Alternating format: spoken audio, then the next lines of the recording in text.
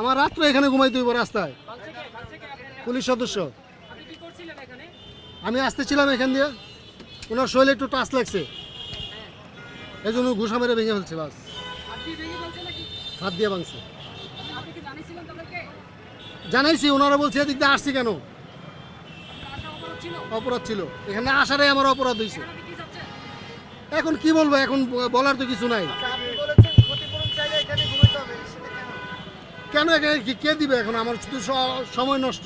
আপনি কথা বলে দেখতে পারবেন, লাভ নাই। ওকে ওকে।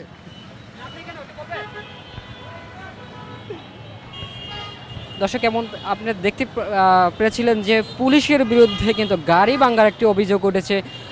তিনি যেমনটি দাবি করেছিলেন যে আসলে তার গাড়িটিকে পুলিশে ঘুষি মেরে ভেঙে ফেলেছেন, এমন দাবিটি কিন্তু করেছিলেন এবং পুলিশকে জানানো হয়েছিল।